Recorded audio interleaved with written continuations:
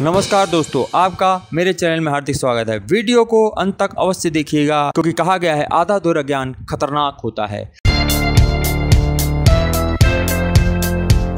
अगर आप वास्तव में ज्ञान का अर्जन चाहते हैं, कुछ अपनी ज्ञान का वर्धन करना चाहते हैं, कुछ अपने जीवन में करना चाहते हैं या अपने आप को सुधारना चाहते हैं, जिंदगी में तरक्की करना चाहते हैं, सफलता पाना चाहते हैं, यह वीडियो मैं सिर्फ उन लोगों के लिए बना रहा हूं जो जीवन में कुछ करना चाहते हैं, जिन्हें अपने जीवन में कुछ करना है, उनके लिए ही ये वीडियो मैंने बनाया है। धन्यवाद। अगर यदि आप पहली बार मेरे इस चैनल पर आए हैं तो कृपया सब्सक्राइब करके जरूर जाइएगा। अगर सब्सक्राइब नहीं करें तो लाइक, कमेंट या डिसलाइक भी कर दीजिएगा। अगर आपको पसंद नहीं आए उसकी पूरी खुली छूट है। मेरे इस चैनल में किसी के लिए कोई भी फाउंडेशन नहीं है। मेरा चैनल चारों तरफ से, हर तरफ से फ्री है। आप इस चैनल पे कुछ भी लिख दीजिए, अच्छी बातें लिख दीजिए, सबका स्वागत है। अच्छे बुरे हर किसी का मेरे चैनल पे स्वागत है, तहे दिल से स्वागत है। आप कुछ भी कमेंट करें, आपके लिए कोई भी प्रॉब्लम नहीं है मुझको, क्योंकि मैं यहाँ पे ज्ञान बांटने की कोशिश करने के लिए चैनल बनाया है, अपने ज्ञान को खत्म करने के लिए नहीं बनाया है। अगर एक व्यक्ति भी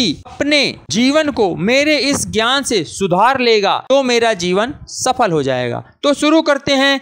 धन को किस तरीके से बचाया जा सकता है और धन कमाना जितना आसान है उससे कहीं ज्यादा धन को बचाना बहुत मुश्किल काम होता है। इसलिए आपको सर्वप्रथम मालूम ही होगा कि धन आपने कमा तो लिया, उस कमाए हुए धन को बचाना कितना है, जिससे कि हमारे आने वाले भविष्य में कोई परेशानी कठिनाई हो तो हम उससे उबर सके। क्योंकि जीवन में आप 99% ऐसी प्रॉब्लम्स होती हैं जो कि धन के द्वारा ही पूरी होती हैं। यदि आपके पास धन नहीं है तो फिर आप कुछ नहीं हैं, क्योंकि आपकी कीमत धन से ही मापी जाती है। यह आज के जमाने से नहीं, पुराने जमाने से ये चला आ रहा है। ये हर जमाने में यही होता है। आपसे सर्वप्रथम हर कोई यही पूछेगा आप क्या करते हैं। आपका क्या करने का मतलब यही होता है कि यदि आप मैनेजर हैं, बड़ी पोस्ट पे हैं, बड़े आप व्यापारी हैं, तभी आपको उसी ही निगाह से देखा जाएगा। यदि आप चाहें तो लोगों को मजे लेने के लिए मैं जिस पोस्ट में हूँ उस पोस्ट के बारे में अगर आपने बता दिया तो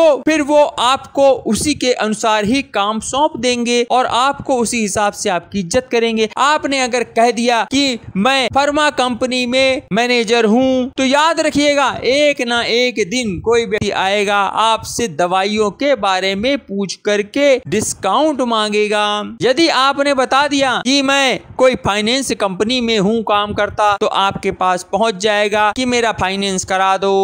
यदि आपने बता दिया कि मैं किसी और तरह के प्रोडक्ट के काम में करता हूं तो एक ना एक दिन अवश्य वो व्यक्ति आपके पास आएगा और आपसे अपना काम करवाने की पूरी कोशिश करेगा। तो कम टू द पॉइंट, धन को कैसे बचाया जाए। धन को कैसे बचाया जाए, सर्वप्रथम आपने धन कमाया। धन कमाने के लिए ही हम पढ़ाई करते हैं। 12 साल, कोई 15 साल, कोई 10th करता है, कोई 12th करता है, फिर आप कोई ग्रेजुएशन करते हैं, कई लोग MBA डिग्री लेते हैं, कोई CA बनता है, कोई डॉक्टर बनता है, कोई इंजीनियर बनता है। ये कॉमन सी बात है और आपको ये मालूम होना चाहिए कि इन्हीं ही पदों पे आगे जाके आपको काम करना है। जिस तरह की पढ़ाई आप करेंगे उस तरह के ही आपको पद मिलेंगे। उन्हीं पदों पर आसीन होने के बाद एकमात्र पूरी दुनिया में सभी का मकसद होता है धन कमाना। धन आएगा तभी आपका मान सम्मान समाज में होगा, तभी आप अपने घर परिवार का खर्च चला पाएंगे। यदि आपके पास धन है तभी ही सभी सुख सुविधाओं को आप इकट्ठा कर पाएंगे, नहीं तो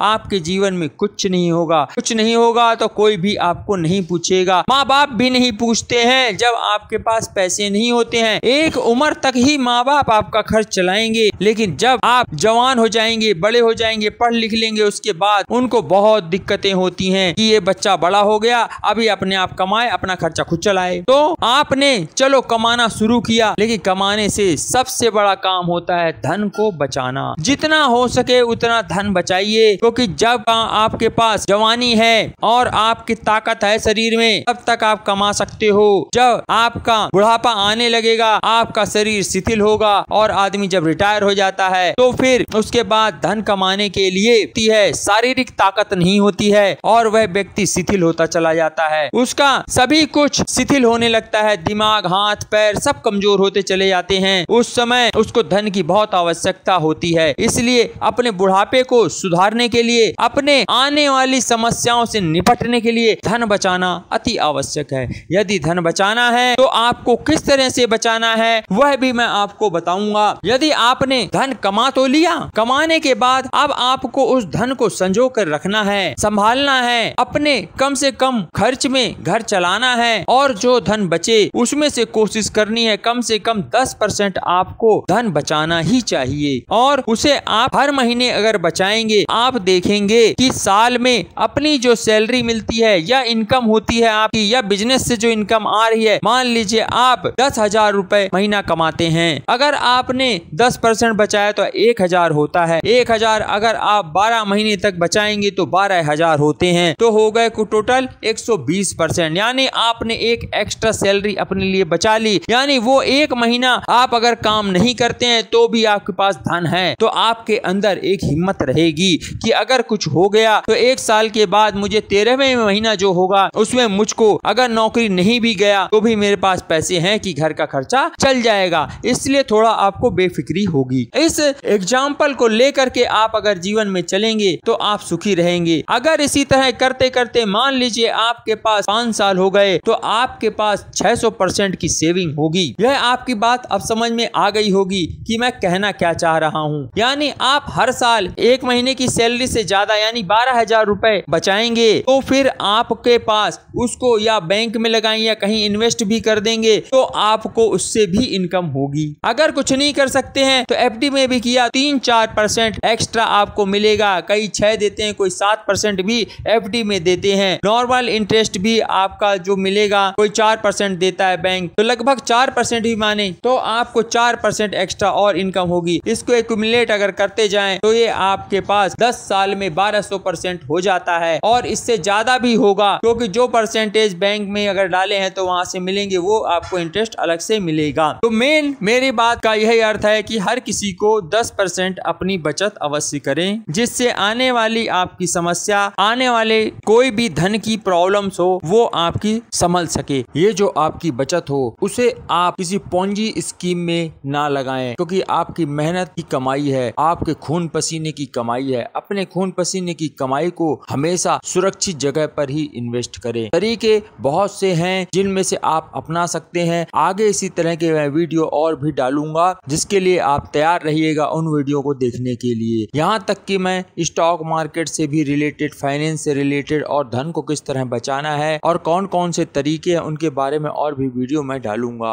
और आपने अंत तक वीडियो देखा इसलिए आपको एक स्पेशल चीज बता रहा हूँ कि यह जो बचा हुआ धन है वह आप सुरक्षित जगह पर ही इन्वेस्ट करें। यह मेरी एक आपको सलाह है। जिस पर विश्वास हो उस पर नहीं, जो वास्तव में विश्वसनीय संस्थाएं हैं उन पर ही, जैसे बैंक है, उसमें अपने पैसे को आप 3 तरीके से वहां पर इन्वेस्ट करके पैसा कमा सकते हैं। पहला, आप अगर सेविंग अकाउंट में डालते हैं तो आप जानते हैं वहां सबसे कम परसेंटेज पर ब्याज मिलता है, और उससे थोड़ा ज्यादा अगर आप ब्याज कमाना चाहें तो वो रिकरिंग डिपॉजिट होता है। तीसरा होता है फिक्स डिपॉजिट, जिसमें आप उससे थोड़ा ज्यादा धन कमा सकते हैं। परंतु आजकल सभी बैंकों में परसेंटेज कम है, ये मत देखिएगा, लेकिन अपने पैसे को हमेशा सुरक्षित जगह पर ही इन्वेस्ट करिएगा। ये मेरी आपसे गुजारिश है, प्रार्थना है, क्योंकि धन कमाना जितना आसान होता है उससे ज्यादा धन बचाना बहुत कठिन होता है। यह मेरा एक गुरु मंत्र है जो आप यहाँ से लेके अवश्य जाएं, क्योंकि यह वीडियो आपने अंत तक देखा है तो मेरा भी फर्ज बनता है कुछ आपको अपनी तरफ से एक ऐसा मंत्र दूं जिससे कि आपके जीवन में आपका धन सुरक्षित रहे।